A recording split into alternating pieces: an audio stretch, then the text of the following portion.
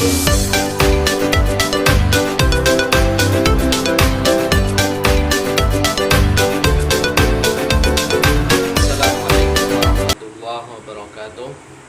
Alhamdulillahirabbil alamin. Wassalatu wassalamu ala Rasulillah. Wala haula wala quwata illa billah. Amma ba'd. Ayyuhat thalabah al-aizza,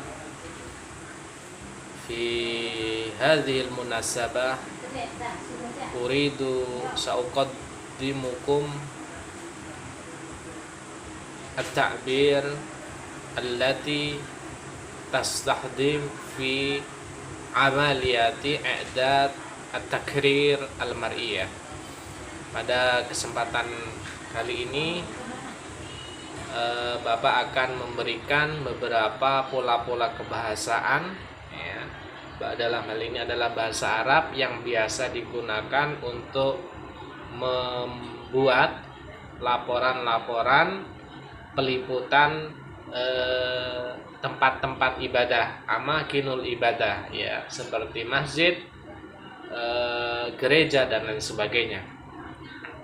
Jadi nanti pola-pola kebahasaan ini bisa Anda gunakan ketika Anda menyusun teks-teks laporan ya. Misalkan ada masjid At-Taqwa, kemudian Anda laporkan, kemudian pola-pola bahasa ini bisa Anda gunakan ya untuk menjelaskan, untuk menginfokan tentang kondisi atau fakta-fakta dari masjid yang Anda laporkan. Oke. Baik, di sini langsung saja akan Bapak berikan beberapa pola kebahasaan yang bisa digunakan untuk menulis sebuah laporan. Baik, yang pertama adalah ungkapan yaqa'u al-masjidu fi ya. Yaqa'u al-masjidu fi ini digunakan ketika kita ingin menginfokan letak dari sebuah masjid ya. Misalkan bisa kita buat yaqa'u al-masjid at-taqwa fi syari' Sudirman Metro. Letak Masjid At-Taqwa itu di Jalan Sudirman, Kota Metro. Jangan seperti itu. Yaqa'u al-masjidu at-taqwa fi syari' kaza misalkan. Nah, itu adalah letak ya. Kemudian yang berikutnya adalah ketika kita ingin menjelaskan waktu mulai dibangunnya sebuah masjid. Itu bagaimana? Nah, dalam hal ini bisa kita menggunakan bada'a bina'u masjidu at-taqwa fi amin alfaini wa khamsah. Masalan ya, bada'a bina'u masjid at-taqwa fi amin alfaini wa khamsah. Dimulainya pembangunan Masjid At-Taqwa, Masjid At-Taqwa dimulai pembangunannya pada tahun 2005. Misalkan seperti itu. Nah, kemudian kita lanjut amara bibinaihi nuktah fi kada ya. Jadi kalau di negara Arab itu biasanya masjid itu dibangun, apalagi masjid yang bersejarah ya. Masjid-masjid bersejarah itu dibangun atas perintah dari raja misalkan atau penguasa setempat gitu kan. Itu bisa kita menggunakan ungkapan amara bibinaihi al-Malik Salman ya fi syahri Yanayir, fi syahri Yanayir. Jadi Raja Salman memerintahkan pembangunannya pada bulan Januari misalkan. Amara binaihi Malik Salman fi syahri Yanayir. Kalau kita di negara kita misalkan presiden yang memerintahkan pembangunan sebuah masjid gitu kan. Amara binaihi Raisul Jumhuriyati Indonesia fi syahri Ramadan misalkan. jadi seperti itu. Oke, berikutnya adalah ketika kita akan menjelaskan durasi atau lama waktu pembangunan sebuah masjid. Itu bagaimana? Nah, dalam hal ini kita bisa menggunakan ungkapan yastaghriqu bina'uhu sanataini kamilaini, misalkan sanataini yastaghriqu bina'uhu atau bina'u hadal masjid atau bina'u al masjid at-taqwa sanataini kamilaini. Durasi pembangunan masjid at-taqwa ini selama kurang lebih 2 tahun, 2 tahun penuh gitu kan. 2 tahun penuh berarti 2 tahun sempurna itu baru selesai gitu. Oke, berikutnya adalah untuk menjelaskan kapan diresmikannya sebuah masjid yang sudah jadi, yang telah dibangun gitu kan. Peresmian masjid itu kapan? Nah, itu kita bisa menggunakan ungkapan uftutiha al masjid at-taqwa min nuktah-nuktah am kada. Misalkan ini diresmikan oleh gitu kan. Siapa yang meresmikan? Wali kota atau gubernur atau tokoh masyarakat gitu kan. Uftutiha al masjidu min kibali raisil jumhuriyati Indonesia am alfaini wasab'ah ya.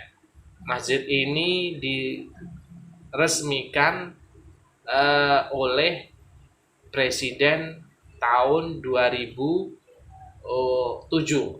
Uftutiha al-masjid at-taqwa min kibali raisil jumhuriyati Indonesia am alfaini wasab'ah. Itu. Oke, berikutnya adalah ketika kita ingin menjelaskan salah satu kelebihan dari masjid, misalkan masjid tersebut masjid yang paling besar dari beberapa masjid yang lainnya di kota itu gitu kan. Itu kita bisa menggunakan ungkapan huwa min akbaril masajid fi nuktah-nuktah. Ya. Huwa min akbaril masajidi fi nuktah-nuktah. Masjid tersebut adalah masjid yang paling besar di kota metro misalkan. Huwa min akbaril masajid fi hadhil madinah atau fi madinati metro. Nah, itu adalah menjelaskan bahwasanya masjid tersebut masjid paling besar gitu kan di antara masjid-masjid yang ada di kota metro. Kemudian ketika kita ingin menjelaskan kapasitas, biasanya kan masjid itu ukurannya kapasitasnya beda-beda antara masjid yang satu dengan masjid yang lainnya. Misalkan masjid yang Anda laporkan itu mempunyai kapasitas menampung 1000 jamaah. Nah, itu gimana? Nah, dalam hal ini kita bisa menggunakan ungkapan atau takbir yaitu yattasi'u hadal masjid li nuktah-nuktah kada. Yattasi'u hadal masjid li nuktah-nuktah. Ya, yattasi'u hadal masjid atau yattasi'u al masjid at-taqwa li alfi musalli. Li alfi musalli. Masjid at-taqwa berkapasitas 1000 jamaah atau 1000 jamaah, yaitu yattasi'u al masjid at-taqwa atau hadal masjid li alfi musalli itu ya. Berikutnya adalah ingin memberitahu peletakan batu pertama. Ya, ketika sebelum dibangun kan biasanya kan ada peletakan batu pertama oleh siapa gitu kan. Nah, itu kita bisa menggunakan ungkapan tamma wad'ul hajar al asas min kibali. Nah, tamma wad'ul hajari al asas min kibali Rais Jumhuriyah Indonesia. Adapun batu pertama pembangunan masjid ini dilakukan oleh Presiden Republik Indonesia, gitu kan. Tamma wad'ul hajaril al asas min kibali Raisi Jumhuriyati Indonesia. Jadi itu beberapa pola kebahasaan yang bisa digunakan ketika Anda nanti menyusun laporan-laporan liputan. Ya, ketika Anda meliput, dalam hal ini adalah ketika Anda meliput makanul ibadah, tempat-tempat ibadah, salah satunya adalah masjid. Ya. Di sana masih banyak sekali pola-pola kebahasaan yang bisa digunakan. Ya, mungkin nanti pada pertemuan berikutnya akan Bapak sampaikan lebih lanjut. Ya, di sana masih banyak. Ya. Jadi mungkin itu yang bisa kita sampaikan dari sini. Silakan nanti kalian membuat coret-coretan dari beberapa pola bahasa yang sudah Bapak sampaikan. Dari situ nanti Anda akan bisa belajar bagaimana menyusun sebuah ungkapan, sebuah kalimat yang bisa menginformasikan tentang sebuah tempat ibadah gitu. Nah, mungkin cukup itu.